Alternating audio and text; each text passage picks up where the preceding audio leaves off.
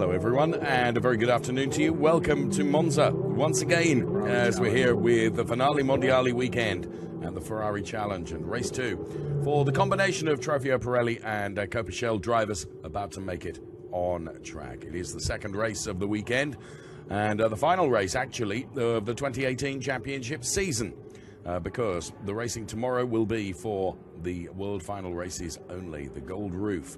The coveted gold roof to be taken by the champion in each of the categories, Trofeo Pirelli and Coppichelle, from each of, or from all the regions combined, those being Europe, North America, and Asia Pacific. And of course, it is the European series that we focus on here today, with the air temperature a miserable 15 degrees, and it has to be perhaps one of the wettest Monzas that I can remember for many, many years, because it has rained pretty much on and off all of the days that we've been here. But for the moment, the rain is not coming down, so the spectators that are here are enjoying the fact that it's not raining. We have a slight delay to the race start, brought about by a couple of offs earlier, weather affected undoubtedly, because the grip available on the track, I would think, is challenged somewhat. The drivers making their way to the grid for their race.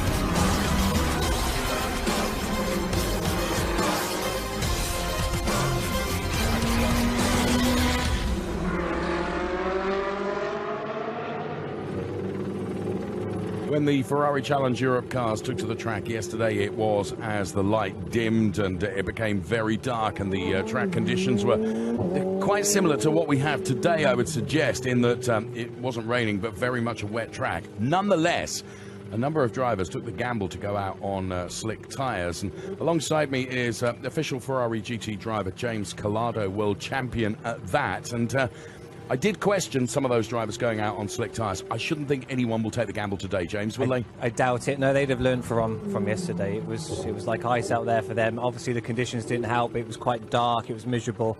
Obviously, more daylight now. So, yeah, I think the majority will go on wets. I think it'd be silly to go on slicks.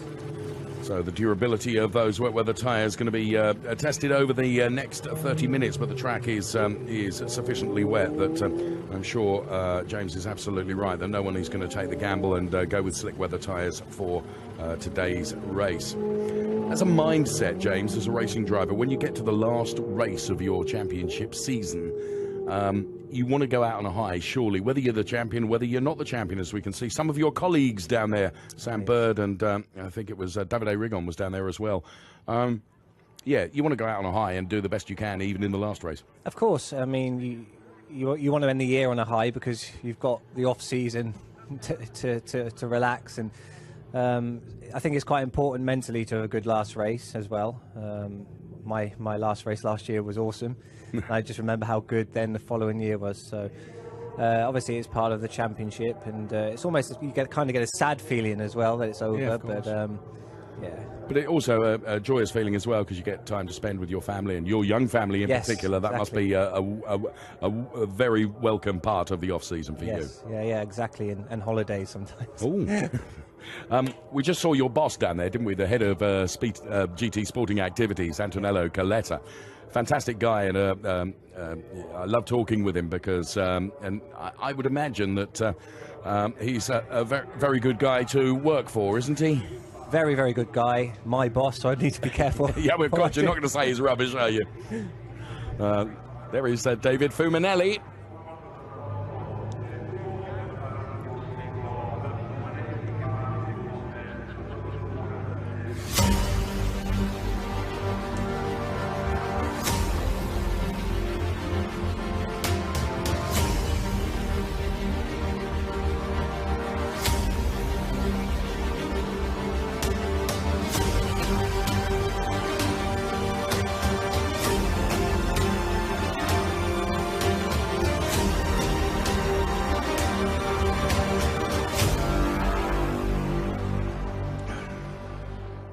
We just saw David Fuminelli, who was one of the drivers that took the gamble on the slick tyres yesterday, and it didn't pay off for him.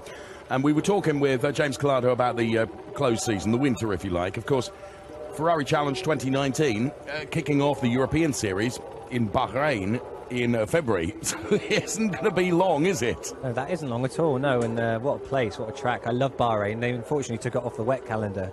But I love it there. It's awesome. Yeah, I've been twice. And, yeah, there is something very, very special about the place. And that's where the season for 2019 will kick off for the Ferrari Challenge Europe. Some fantastic venues on the calendar. And, of course, you being the WEC champion that you are, we've got to mention the fact that, of course, the Ferrari Challenge coming back to Le Mans, where it's been on a number of occasions before, and you know it's a must-do for a driver of a challenge car, isn't it? Of course, it's a must-do. It's best place on earth to do a race, one of the best tracks, and obviously important for Ferrari to have that. And yeah, especially in these cars, they've got serious power compared to my WEC cars, a lot more power. And I doubt they'll be far off even the GT2 cars. So I'd love to have a go in one of these around Le Mans. It'd be really good fun. See if we can sort that. There is Niklas Nielsen that we're looking at now. He was successful in the race yesterday. Hello, my name is Ernst Kirchmeier. I'm coming from Austria. I'm driving with Baron Motorsport from Vienna, Austria. And I'm driving Ferrari Challenge Coppa Shell.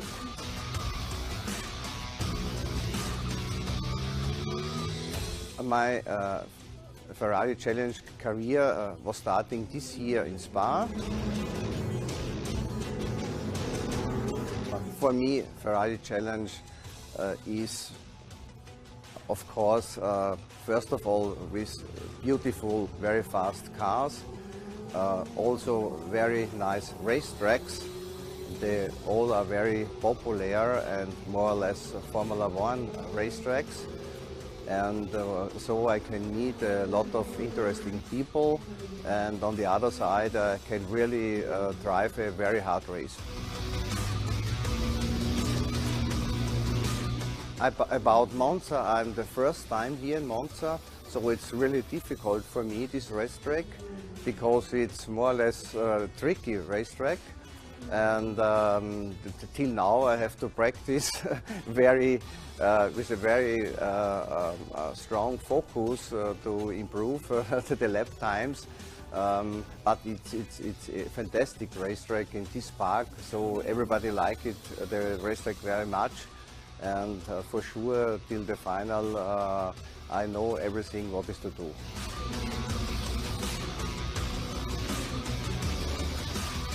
The Finale Mondiale is for sure some absolutely special event.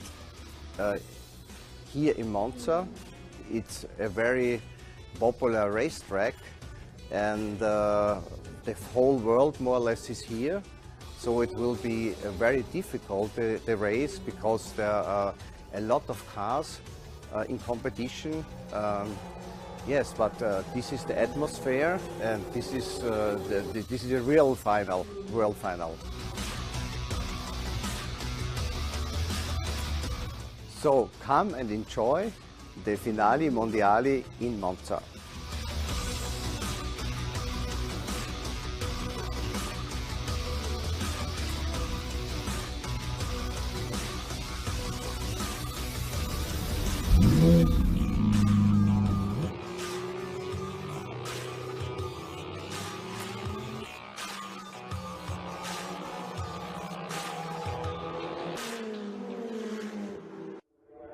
Ernst Kirchmeier then, who made his debut in the Ferrari Challenge this year, driving for the Baron Motorsport team. There is the number 81 car of Fabian Volvend, who once again Proclaim 126 has put the car in pole position for the Trofeo Pirelli AM drivers. And we got to the bottom, James, and you were with us yesterday, of why all the Octane 126 cars were in the pit lane, and that was merely because they were rolling the dice and going on those slick tyres, and basically didn't want to be with countless cars behind them going into the first chicane on slick tyres. Felt it was much, much better to start from the pit lane. Well, I mean, just to go on slicks was a real shock. I honestly, as a team like that, I would have thought they'd have kept the wets on, especially starting one and two. So unfortunate for them, but obviously they've learned from the mistake now. They're up there and they'll go for it. You're right. They will do it in this race, potentially.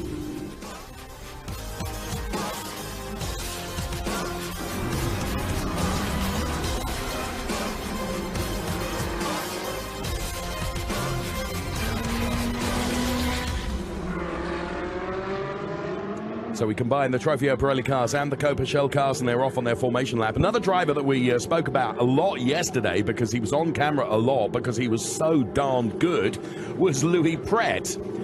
He was the curb muncher, wasn't he? Yeah, he was literally attacking every curve that this track has to offer. Incredible. And in quali, he did exactly the same, but it has given him the fastest lap, and he is pole position. So Louis Pret then doing a great job, and it's his first time at Monza, but he absolutely nailed the turns that he wanted to and has set the fastest lap. Let's hear from him now, Louis Pret. Hello, my name is Louis Pret. We're here in Monza. Pole position this morning in tricky condition. It was a wonderful feeling. It's my first time racing in Europe and on the Monza circuit. So very, very happy with my performance. This afternoon, let's see how it goes. I hope to keep my position. Well, he's done the hard work in quali, James, hasn't he? Yeah, I was watching it, and this is going to be entertaining if he does the same. I hope the floor survives. From what I heard, there was a lot of repair work done under that car. Really? Well, yeah. Yeah, I mean, yes. It's a quick way round, but obviously sometimes you do need to look after the car. So we'll see what happens. But it was a good lap. It was close as well. Yes. And it obviously was getting quicker and quicker and quicker, and it was great to see. It was really entertaining qualifying session. All the social media at the top of the screen for you, and a number of spectators here to enjoy the second race in the Ferrari Challenge Europe Series here at Monza. The last race, effectively, of the 2018 championship season, because the race tomorrow will be for the world final race. Louis Pret, pole position. Alongside is David Fuminelli, the man that lives the closest to this Monza circuit. Niklas Nielsen and Björn Grossman occupy the second row of the grid. They are the top four, if you like, in the Trofeo Pirelli Pro class. In the AMS, it's Fabian Volvend and Chris Froggatt, ahead of Christian Overgaard and Jack Brown. Another good quali from Christian Overgaard. And for the Shell drivers, Manuela Gosner, another pole position from Manuela with Christoph Herney P2. And in the Shell AM drivers, Laurent Damouz, who took his maiden win yesterday and was so emotional up there on the podium. And it just proves, I guess, James Collado, that when you have success, it kind of breeds still more, because he's gone and put the car in pole position for the AM class today. Yeah, it's obviously giving him a confidence boost. He's obviously been wanting that podium. You said podium, and he got the win, and it's yes, buzzed him up a lot, and he's got pole position. He's doing a great job this weekend, and let's hope he could get a good result in this race. I'm sure he will. Maybe he can make it 2 out of 2. Once again, we allow the music to build the anticipation for race 2 in the Ferrari Challenge Europe Series. Stand by.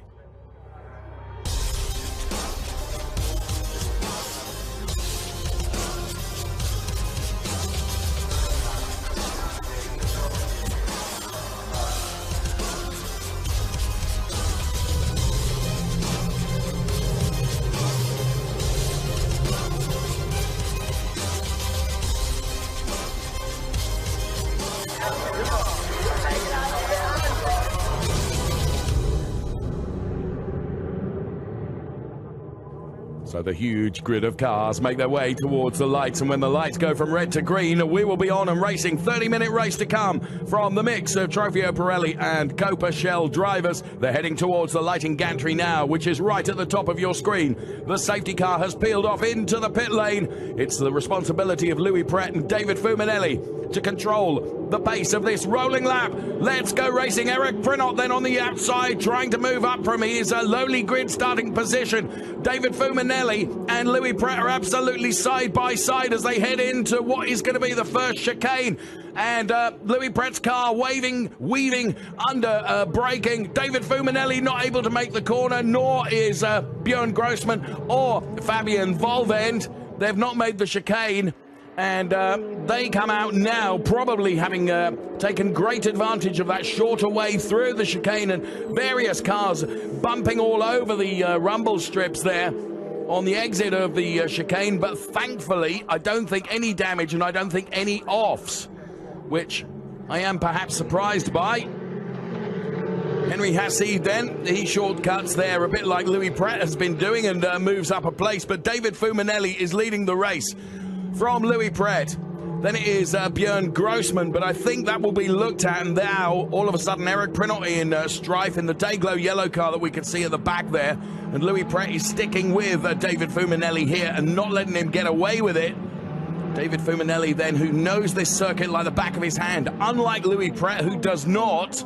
He has got the track experience perhaps as an advantage, and certainly he used that experience to his advantage going into the first chicane.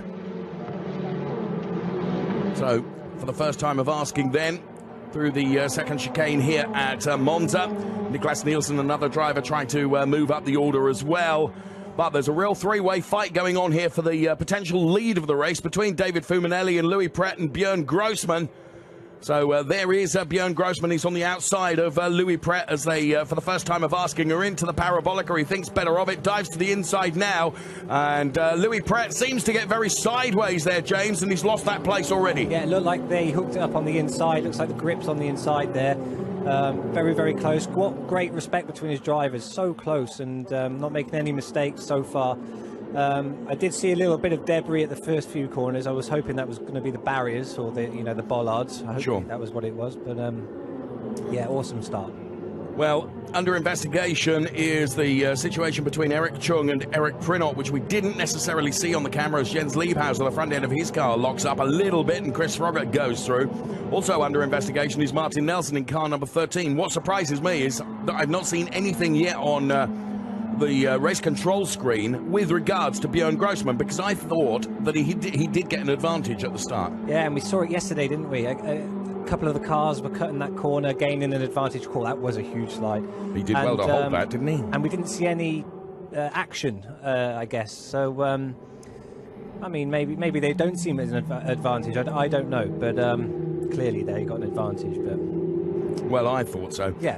Incidentally, Martin Nelson is under investigation for the engineers working on the car at 3 minutes, and that's basically, there is a period of time, isn't there, that once you've gone to the grid, James, that you're not allowed to be messing with the car. Yeah, and that's, for a driver, that's just horrible, because you've done nothing wrong, and then you get, you know, the information from your engineer, oh, we've got a drive-through, or we've got this or that, and it's all because, yeah, the mechanics. Probably, and it will only have been a few seconds, probably. They all know the rules, so yeah. Sometimes touch and go. But isn't that, you know, you win and lose as a team, don't you? And you have to take the knocks as well as the trophies, if you like. Exactly, yeah.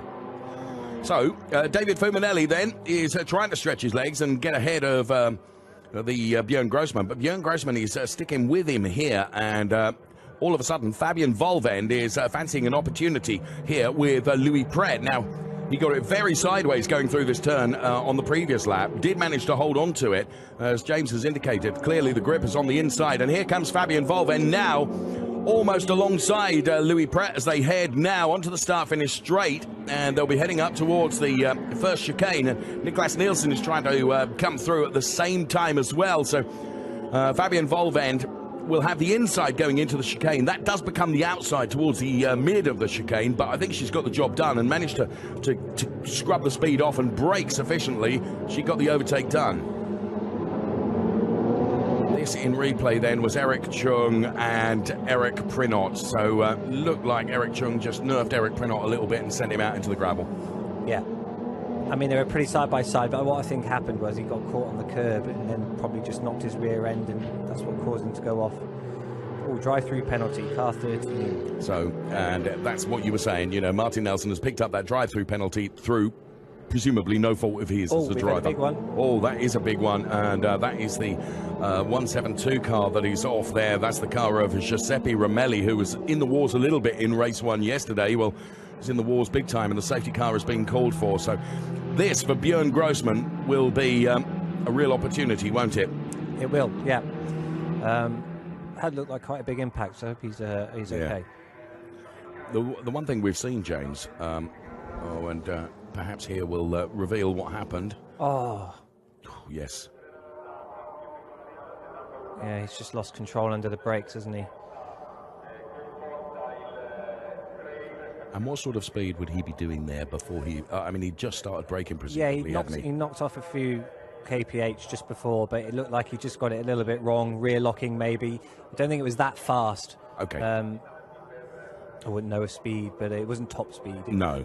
Knocked a bit off. And that's great to see. Giuseppe is out of the car.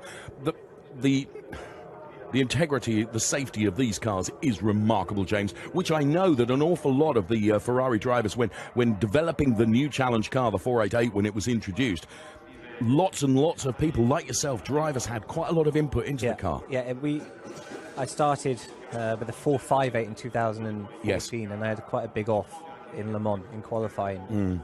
And I hurt myself purely on things where I thought, if the roll bar had been higher there, or that had been tweaked here, then I wouldn't have hurt myself as much. Okay. So developing the 488 and the new challenge, we took safety into a higher aspect, and now you'll see you can have impacts like that, and the driver would just walk away, and that's all credit to Ferrari really, and all the guys who building such a strong car. It really is an improvement. And if I'd have been in that accident at Le Mans in this car, I would have just walked out. But I ended up in hospital for a week with the 458, and it was a nasty one. So all of us, not only myself, we tried to get it all safe and sorted, really. Well done to you for playing your part in providing that information to Ferrari when they designed the 488. Now, James, pick up on this if you will. This is a replay of the start. So Björn Grossman, okay, he's in P3 now, isn't he? He's ahead of Niklas Nielsen. However... yeah, I mean... his drivers sometimes... They didn't even turn, James. No. You think you can get away with it at the start because you know a lot of people will do it. It's like Monaco cutting the corner in turn one. And your excuse can be, I was avoiding this or avoiding that. There's cars everywhere. So I don't know. Well, he certainly has got away with it because there's been nothing on the message screen at all. He didn't gain a place, but, he's got momentum, hasn't he? Plenty of momentum, yes. Okay. Oh, Laurent Demouse was right in the mix there and had to take to the curbs. So that was interesting to see that replay of the start. We're with the safety car now. The order is Fuminelli. Grossman is P2. Then Fabien Volvend, who, of course, got past Louis Pret. And then it is Niklas Nielsen that's running in P4 at the moment. The best of the AM drivers is Fabien Volvend, of course. The best of the Shell drivers is Manuel Agostina, who is ahead of Ernst Kirchmeier, who we heard from right at the beginning of the program. We've got 21 and a half minutes of the race remaining, and we are behind the safety car to recover the damaged Giuseppe Romelli machine right at the end of the start-finish straight. That car needing to be recovered and the debris swept up as well. We also lost Vicente Podoliccio at the start of the race as well for some unrelated incident, and we are behind the safety car, and I would think for certainly the remainder of this lap, if not one more, because there was quite a bit of debris to clear up as well, wasn't there? Yeah, it says safety car in this lap. Oh, I apologize. There we go. Just came up. So at the end of this lap, then, the safety car will come in and we will be back to racing once again. Now, in many ways, it's advantageous, of course, for the likes of Björn Grossman, who will now be on terms with David Fuminelli and will try and anticipate when David Fuminelli is going to go for it. There is an adage in motorsport that safety cars do have a habit of breeding other safety cars, James, because you've got everyone bunched together again. Yeah, I mean, touch wood, we don't see any accidents, but yeah, it bunches everyone up again. Obviously, they'll be more in a single file than they would have been at the start of the race, but I mean, you can see clearly, look how close that is. And yeah, Fuminelli's got a good restart there. Yes. So Fuminelli leading then. Björn Grossman wasn't able to anticipate it quite as he would have hoped. And of course, he's got his teammate Fabien Volvend right behind. And then it's Louis Pret, who's under a bit of pressure now from Niklas Nielsen. Louis Pret goes to the outside, puts himself alongside Fabien Volvend to try and reclaim that place that she took just before the safety car came out. And, well, Louis Pret was not successful at that point, but now, as they head into the Curva Grande, it looked like he was going to stay on the outside line and try and go around the outside of Fabien Volvend.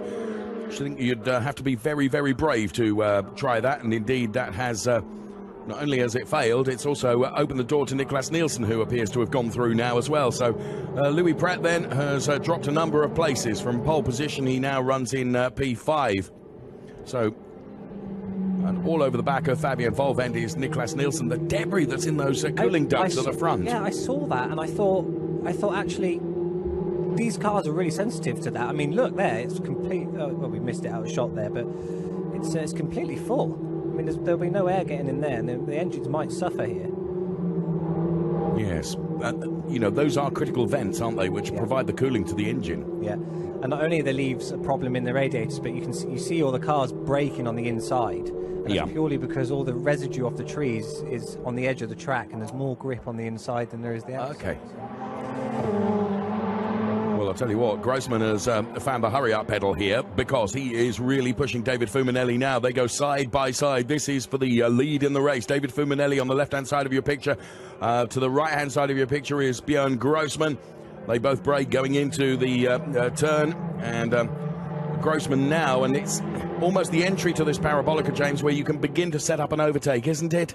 You can, but Fuminelli was clever there. He closed the door right on the apex, knowing that he would have got the cut back. So that was pretty clever by Fuminelli.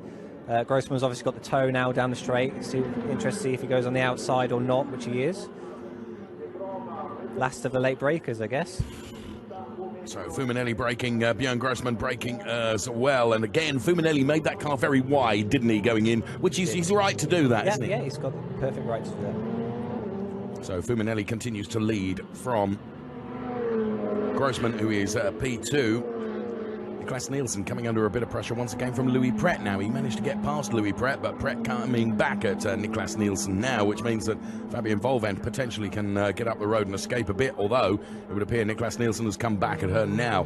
Meantime, a few other people are using that... Yeah, they've been watching some video footage from yesterday's race, that's for sure.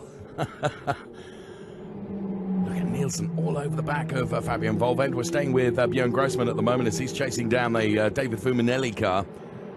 So David Fuminelli continuing to lead. The margin between P1 and P2 is literally just 5 or 6 tenths. That's all it is. But of course, David Fuminelli has got the car in exactly the right place. And as James has indicated, when it comes to Björn Grossman trying to find a way to overtake, David Fuminelli will know where to put the car to try and make it as difficult as possible. Defend that P1 position. Best of the AM drivers is Fabian Volvend, who's P3 at the moment in the race, but being chased hard by Niklas Nielsen. And Grossman is one of those drivers, James, who just wrings the neck out of the car, doesn't he? Oh, yeah. I mean, my seat, I thought he was going there. And that is one of the hardest corners to lose the car at, because you tend to see cars tank slap into the other side of the wall. So he caught that nicely. Fair play. He's an extraordinary talent, is Björn Grossman. There's no question about that. And he is chasing David Fuminelli for all he's worth. But Fuminelli just beginning to eke out a bit more of a margin than he's had. And there they head into the chicane once again. Niklas Nielsen was just diving to the outside of Fabian Volvend. Niklas Nielsen being engineered by the Formula Racing team, of course. He's had so much success this season. Is he going to get the overtake done? Indeed he does. So Niklas Nielsen now is up into P3. And I think, James, all of a sudden, it won't take him very long to be on the back of Grossman and Fuminelli, and the race will be on for the race lead. Yeah, he's got a few purple sectors in there as well, I can see, and he's obviously quick. These two are pushing each other hard, though, and whether the tyres are going to last the last 15 minutes we have here, I'm not sure. I can see they're really wringing the neck out of these cars. It makes it great for us because it's fantastic to watch. It's entertaining. But however, whether the durability... Those poor tyres, yes. Louis Pret getting a bit of a sideways moment then we just saw, having caught the curb, which, I mean, it just upsets the entire geometry of the car, doesn't it, James? It does. I mean, sometimes it is quicker, but you've got to be like millimetre perfect. You've got to angle that car in a certain way, and if you don't get there, you can bounce off, literally have a massive oversteer, and that's that. So the suspension on these cars, though, is really, really good, I must say, and a bit more forgiving than other cars. So they're able to do it, even in these conditions. Sam Smith is making good progress in the all-yellow number 92 car. He's behind Fabian Volvend now. He's Trofeo Pirelli Pro driver. And he is chasing the leader in the AM class at the moment, Fabian Volvend, and Sam Smith, who's missed a big chunk of the season, but he's back here at Monza, and good to see him back. And oh, that car sliding then on the entry to the Parabolica. That will have cost some valuable 100s, won't it? Yeah, I mean, like you said, looks impressive, but you're losing time when a car's sliding like that. So both Fuminelli and Björn Grossman off the white lines then, and here comes Niklas Nielsen. I said it wouldn't be many laps before he would be on, and he's getting closer, ever closer to these two. Nielsen will brake as late as he possibly dares. As David Fuminelli turns in, so too does Björn Grossman. And through the course of this chicane, Nielsen will get ever closer to that Octane 126 car. Björn's girlfriend looks on, knows that Björn, of course, is in P2 at the moment, and David Fuminelli, for my money, is now seemingly, he's got a bit of a comfort margin. Niklas Nielsen, well, proof of the fact that he's chasing, has just set the fastest lap of the race. And Grossman, all of a sudden, you know, is there a time when you look in your rearview mirror, James, and you just suddenly think, oh, I'm going to have to stop attacking now, I'm going to have to defend?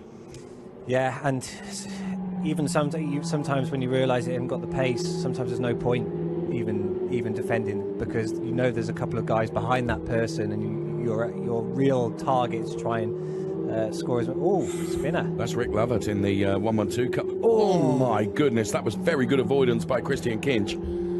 That could have been horrible. Oh, not nice. Oh no, car 81 slow on track.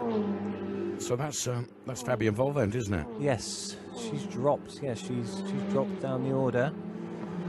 Oh, that's a great shame. So Fabian Volvend then, obviously an issue with the car, and she has dropped out of contention now. Niklas Nielsen, another one of those cars, James, that's got so much foliage in those cooling ducts at the front of the car. Doesn't appear to be hampering the power that's being delivered by the 488 turbo engine, though, as he is now almost on the back of Björn Grossman. Presumably, when we see that car slide into Parabolica, it's because you're just taking as much into that corner as you can, and sometimes the car just gets away from you. It's just hanging on for life, really. No, but yeah, it's when the nose pitches down, obviously the rear becomes light and it's moving around a lot, but also you get a lot of movement with wet tyres. Right. And when they overheat, they obviously become soft and chewy almost, so you find yourself, you know, sliding around all over the place. And that's one of the biggest reasons why you should keep them cool. And I think Nielsen actually did a really good job yesterday in just managing the tyres quite well. Okay. And that's why he was so quick at the end. But he's right there now, ready to make a move. Well, Grossman will defend for all he's worth, but Nielsen has definitely got the pace advantage. You can see that now. Björn will metaphorically stick his elbows out and make it as difficult as possible for Niklas Nielsen. They've had some phenomenal battles together. That was a brilliant overtake, James. Great move. He didn't even lose any time. Yeah, that was a really, really mature move.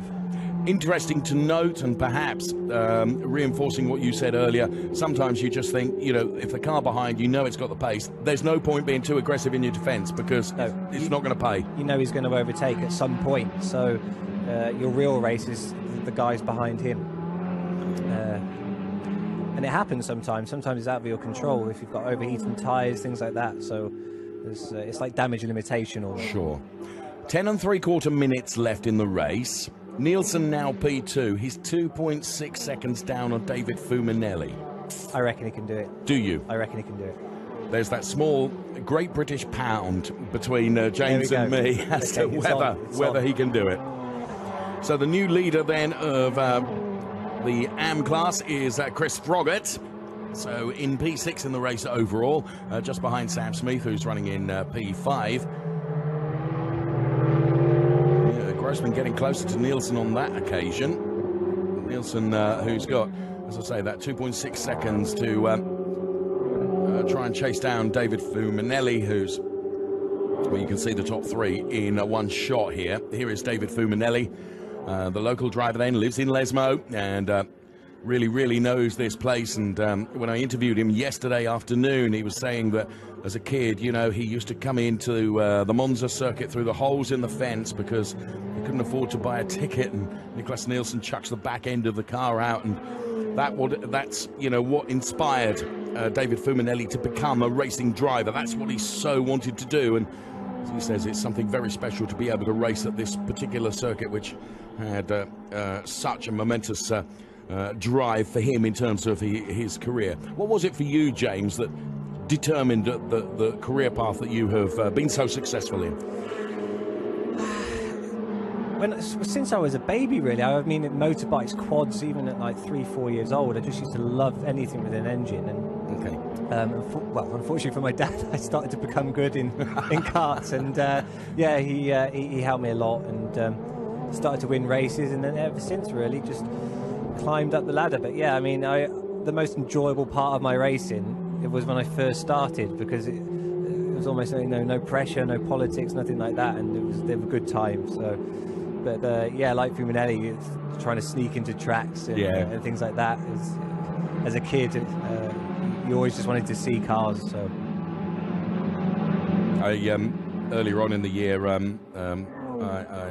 was in the same situation with interviewing Matthias Ekström, who was, is a very, very talented driver. And he said much the same. It was the whole, he would go to Hockenheim and he'd get some signed photos, and he would actually use those as currency to get himself into the grandstand because he couldn't afford the ticket. Brilliant. Great. Okay, back to the race then. Fuminelli leading now, but the lead is down to 1.7 seconds. We have it on record. James Collado has said that within the 8 minutes that remain in this race, Nielsen can be on Fuminelli. Let's see. Ernst Kirchmayr there in the 109 car, as you can see, is the best of the Shell drivers, ahead of Manuela Gostner and Eric Chung, who survived that little battle with Eric Prinot. And there is Ernst Kirchmayr ahead of Manu Gostner, who is the car in P2, and then, of course, Eric Chung in P3. So in Copa-Shell, a real three-way battle going on here. All the cars are absolutely together, as you can see. Or someone shortcuts. I think that might have been Henry Hassid going into the chicane. So here comes Ernst Kirchmayr, Manuela Gostner. Ernst puts the car right in the middle of the track. We're looking back at Eric Chung from being on board with the Manu Gostner car. P2 at the moment. P1 in the Trofeo Pirelli Pro is David Fuminelli. Niklas Nielsen is P2. Ernst is under a bit of pressure perhaps here from Manu Gostner. So Manuela, who has been very, very successful this year and had a really, really good season. And Ernst Kirchmayr, who was, if you were with us right at the start of the program, as Manuela Gostner certainly gained a couple of meters there by using the Louis Pret route through that chicane. And now the pressure is on. She looks to the inside. Ernst Kirchmayr now is really having to do everything he can to control that car. And I suspect he's got one eye on the rearview mirror at all times. Eric Chung is going to try and take advantage of this as well. And sometimes, James, if you're P3 in a battle, that's kind of a good place to be, isn't it? Yeah, you're just hoping that they're going to crash. And then you sneak in. Yeah, it is. You can let them do all the risky things and then just hold back. All of the cars, or many of the cars, with all those leaves in their cooling ducts here. And Ernst Kirchmayr, Manuela Gostner, and joining into the battle is Thomas Gostner as well now. So it becomes a four-way fight, if you like, for the lead in this Copa-Shell race.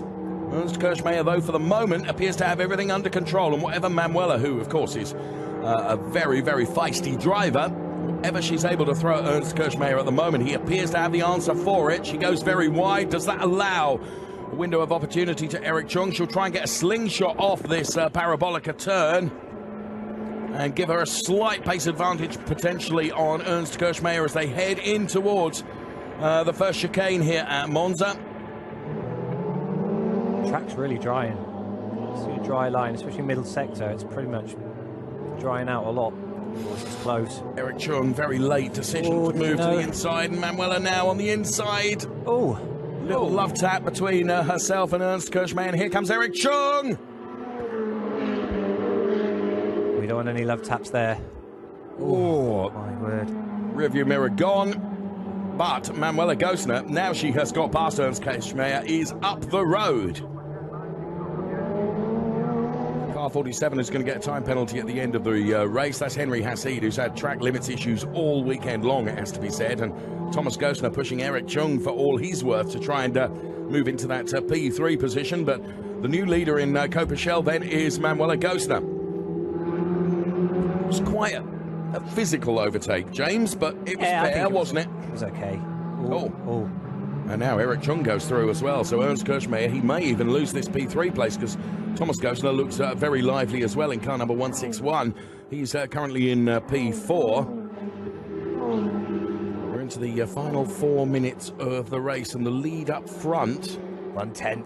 2/10. Here comes, rubbing my hands here. Here comes Thomas Gosner on Ernst Kirchmeier, and all of a sudden Ernst, in the space of but a couple of laps, has gone from P1 to P4, James. That hurts, doesn't it? It does, yeah.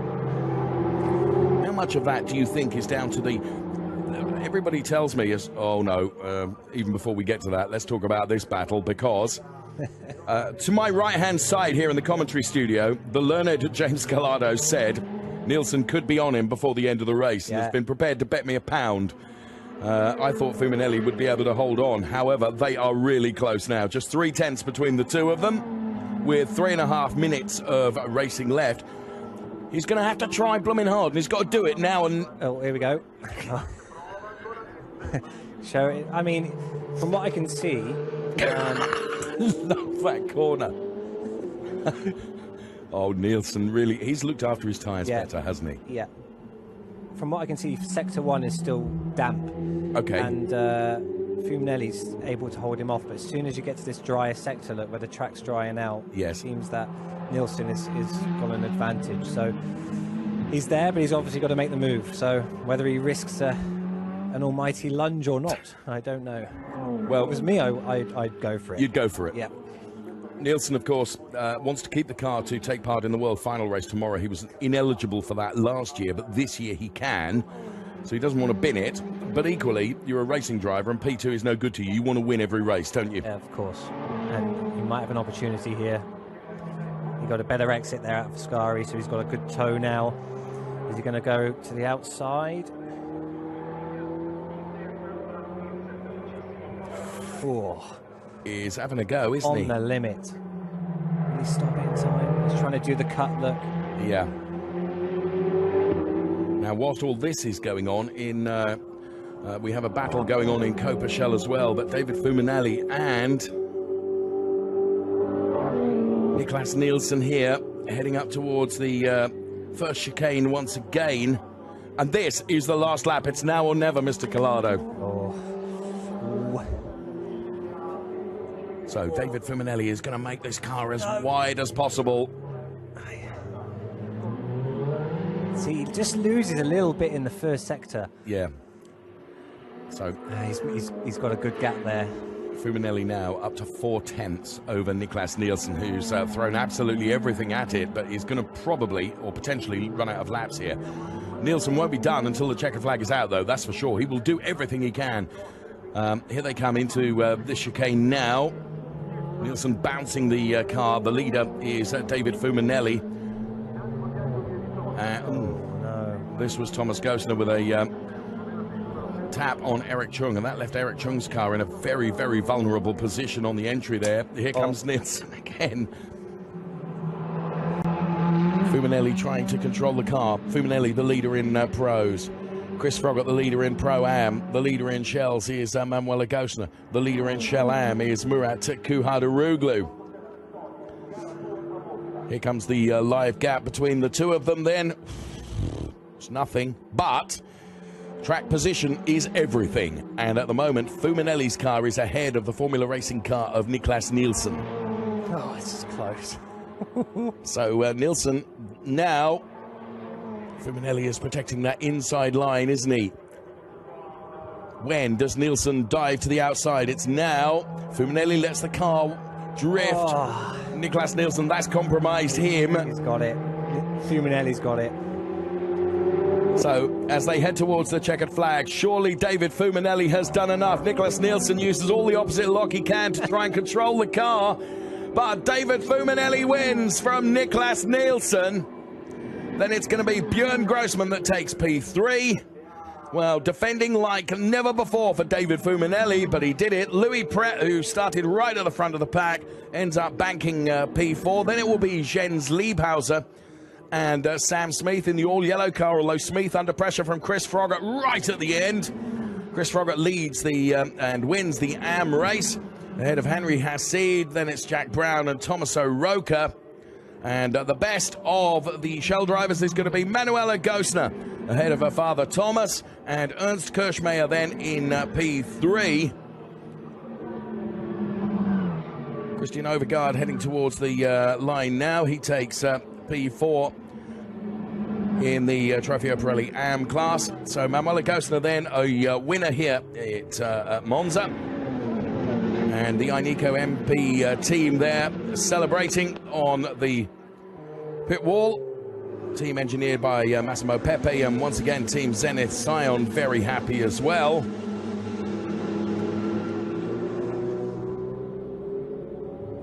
Are you a pound then?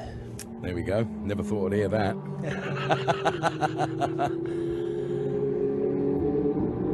In replay, this was Jens Liebhauser and Sam Smith.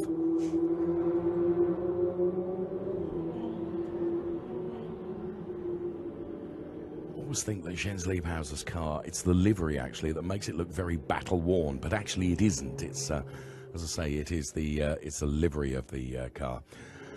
So, well, that was a dramatic and entertaining race. Car 161. Now, Thomas Gosner is going to get a plus 25-second time penalty for causing a collision. That was with Eric Chung that we saw into the chicane. And this is Murat Kuhardaroglu, who's the winner of the Shell AM race, be followed by Agata Smolka and Ingvar Mattsson. Those three will be appearing on the podium.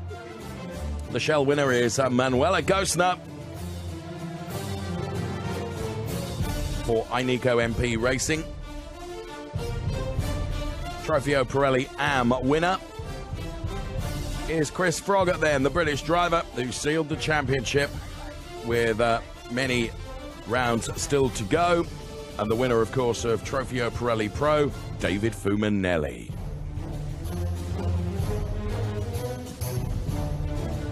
Towards the end, he had to make the car very wide to prevent Niklas Nielsen coming through, but he did it. So, confirmation of the classification then. Fuminelli taking the win in Trofeo Pirelli Pro, taking the win in Trofeo Pirelli AM, Chris Froggatt. Taking the win in Copa Shell, Manuela Gosner, and in Shell AM, it's Murat Kuhardaroglu.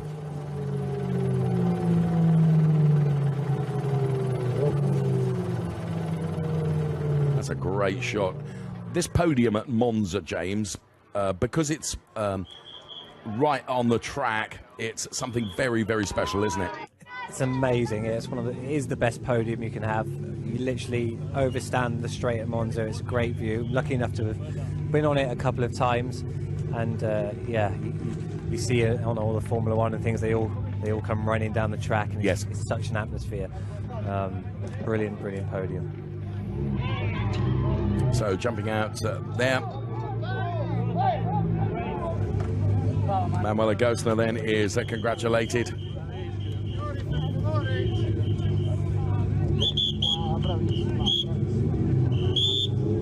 Been a huge year for Manuela Gosner, and I think last year when she raced in other categories, James, I think that really helped Manu's racecraft. You know, just the experience of, you know, some people will say, you know, if you jump from one car to another, actually that can do more damage than good sometimes, because of course you get the setup of one car right, and then you've got to transfer back to another car. Yeah, exactly. Experience is everything. So. Okay, what a race that was then. Let's take a look at it. From pole position then, it was Louis Pret, but David Fuminelli was on a mission and on a charge right from the very start of the race. The difference between Louis Pret and David Fuminelli was largely down to track experience, and Björn Grossman knew a little shortcut, and so too did Fabian Volvend.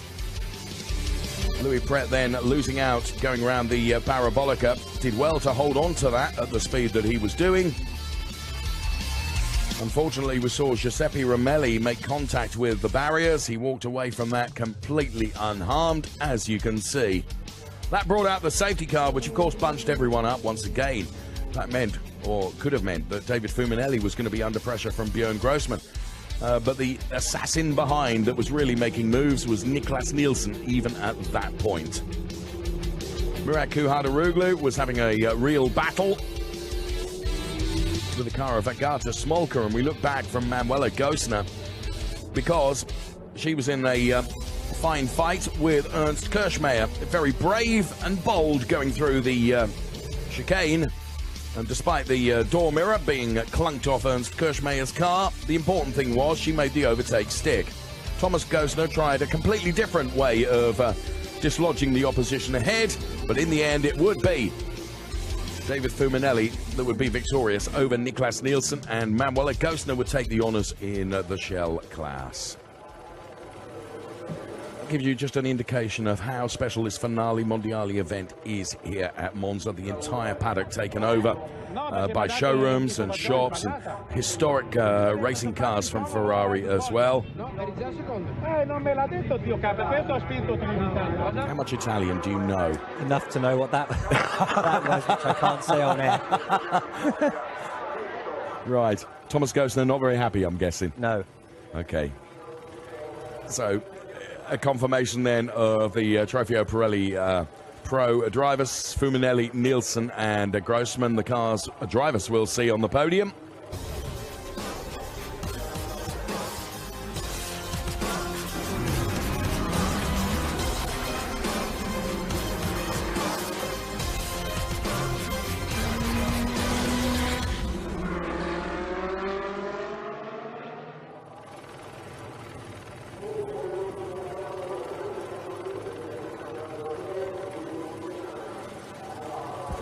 See the whole right-hand side of the paddock, James. This, you know, inverted C, if you like. There's a restaurant, there's a showroom, and of course those incredible SP cars that are here as well. For the first time I've seen those. They are, I mean, anything that comes out of the Ferrari factory is magnificent in its own right, but they are something very special. Yeah, it's truly stunning, and I never get bored of seeing them. I do this, all these challenge races and world finals, and I always take half an hour out the schedule just to go and have a look at these cars, because it's just history, and it's incredible to see how immaculate they all still are as well. It's there's some really amazing cars. Some of your amazing colleagues there that are standing by, I guess, for trophy presentation duties, James, which you've got out of. I don't know whether you got the lesser or the greater of the two evils. Well, I'm warm, so. Here is David Fuminelli then, who is making his way out onto the podium. And the podium celebrations will start in due course, or ceremony, I should say, because there's a number of podiums to come, of course. And we hope we've got the on-air time to bring you all of those. There is Björn Grossman then. He'll be disappointed with P3, but at least he is on the podium. P2, Niklas Nielsen. The fight these two have had during the course of the season has been phenomenal. And David Fuminelli, his home race, is going to be on the top step of the podium because he is a race winner, which is great news, of course, for Rosso Corsa. And here's the national anthem.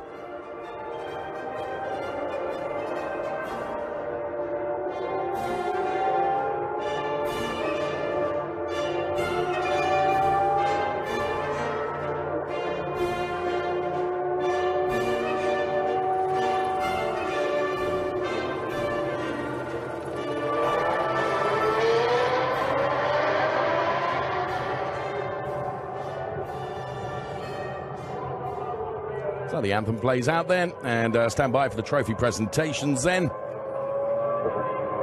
And of the fine collection of drivers, who do we have first? Sam Bird then, who makes the trophy presentation to Björn Grossman. Was it this year or last year Sam got married? I think it was this year, wasn't it? It was this year, yeah. I went to his wedding this year in Lake Como. Miguel Molina making the trophy presentation to Niklas Nielsen. And Tony Verlander making the trophy presentation to the race winner, David Fuminelli.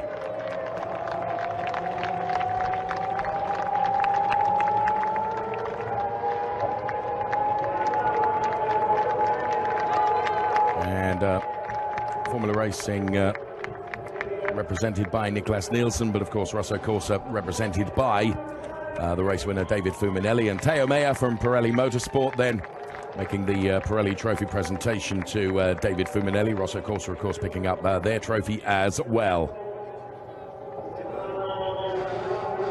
I have to say, I have a bold prediction, James, that I can see Niklas Nielsen, and this is really good for the Ferrari Challenge. I can see Niklas Nielsen being picked up for a very, very big GT drive. Yeah, he's got potential, and he's not really put a foot wrong. I think I remember telling you last year that he was someone to really look out for, and it'd be nice to see him step up maybe into a GT3 or maybe something different, and see what he can do there, because clearly he's got amazing talent. And what's extraordinary is, and I do remember you mentioning that to me, you know, having driven single-seaters, having driven karts, and he's still racing karts at times, having raced in tin tops, this seems to be his natural home, James. Yeah, clearly, and he's very smooth, he's switched on. I mean, yesterday especially, I saw great tyre management by him, so this is what you need to make that next step, and he truly deserves that as well. So we'll see in the future. You never know what might happen. It's extraordinary. He's a very, very young driver, yet he is a kart coach as well.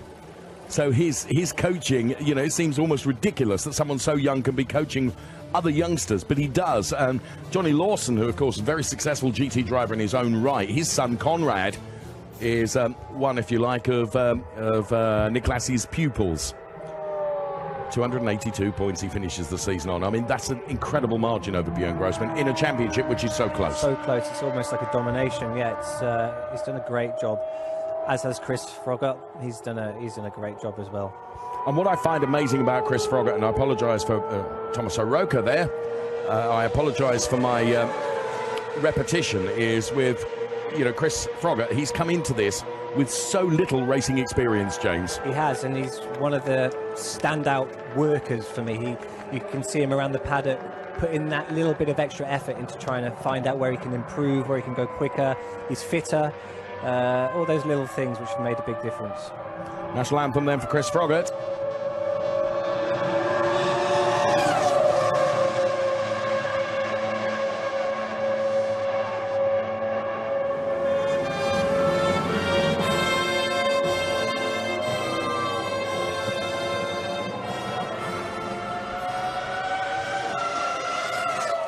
Well, the audio backdrop is of some F1 Clienti cars out on track, and whatever anybody says, as Thomas O'Rourke receives his trophy from Sam Bird, those cars sound something special. I just really wish they sounded like that again. It is truly amazing. The echo from the grandstand, especially here at Monza, where they are flat chat at 200 mile an hour, is mind-blowing.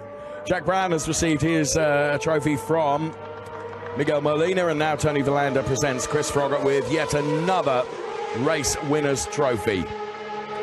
Been a dominant season for Chris Froggatt, and I know he has plans and ambitions as Giancarlo Fisichella makes the trophy presentation to Ferrari GB. I know that Chris Froggatt has got ambitions as to where he will be racing next season, and I think it's a name that we will see and hear more of. And James has made the point. He goes the extra mile in terms of being in the paddock, doing everything he can to make himself an even better driver.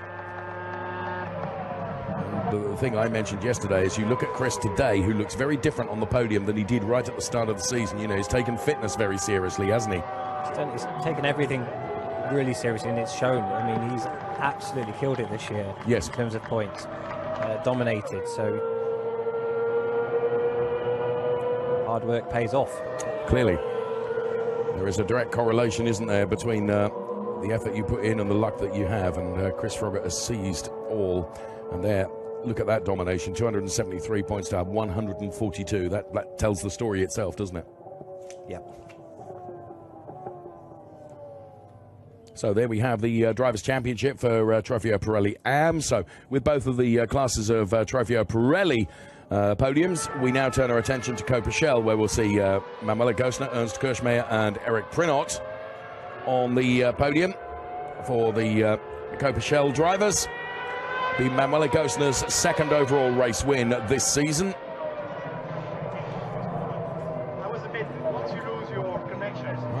Just listening in to Laurent Damouz there.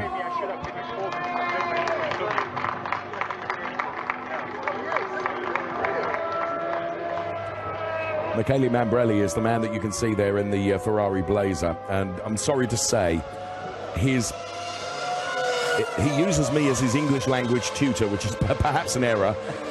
But what I find absolutely amazing is when often when he orchestrates the podium and he says to all the drivers, top step of the podium and up your trophy,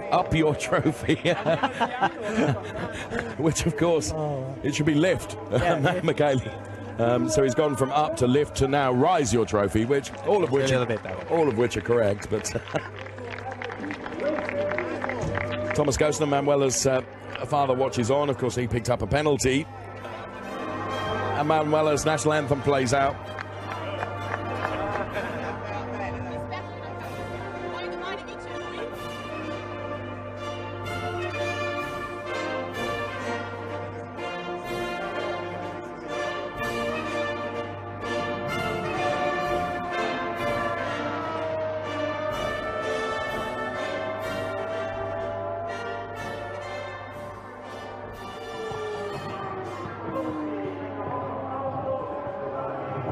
Now, to the very right-hand side of the picture was Massimo Peppi, who is the boss of the MP Racing organisation. And again, from a team's point of view, Massimo would forgive me for saying he's not the youngest guy, but his attention to detail in terms of engineering these cars. He works so hard on data and analysing absolutely everything, and that's obviously proved to work, James. It's what you need as a winning team in total. Drivers, mechanics, everyone involved needs to put in that little bit extra to get you ahead of anyone else, and it's clearly shown. Yes, he's done that. So Manuela Gosner receives her trophy, so too Eric Prenot and Ernst Kirchmeier and the MP Racing team principal as well. Well done, Manu. Everyone makes haste their escape.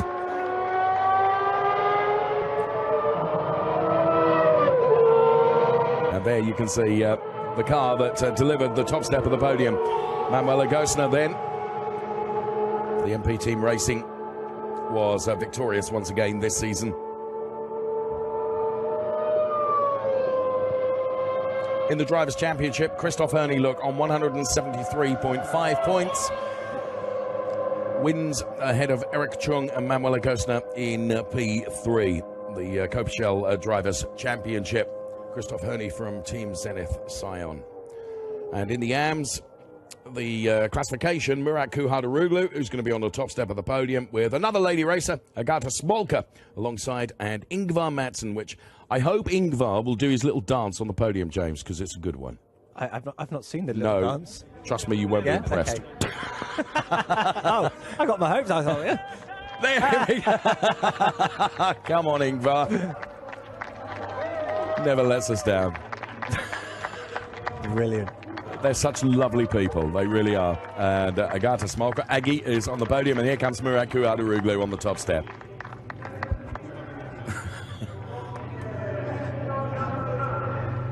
He just loves being on the podium. Look. Oh, wonderful. National anthem.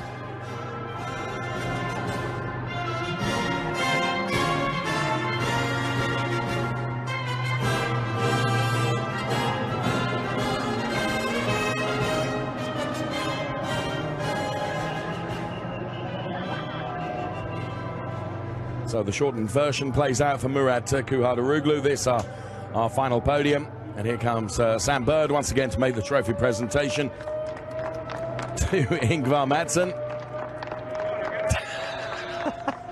Bless him.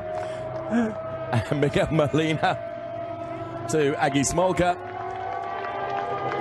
And Murat Kuhadaroglu's had a really, really good season. And Tony Verlander making the trophy presentation there. And I'm guessing Giancarlo Fisichella to the teams, presumably. Indeed so.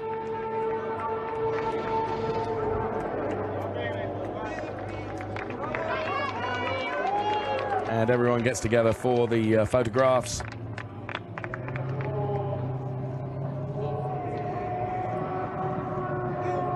And all they can think about and focus on now is, of course, the world final race tomorrow. And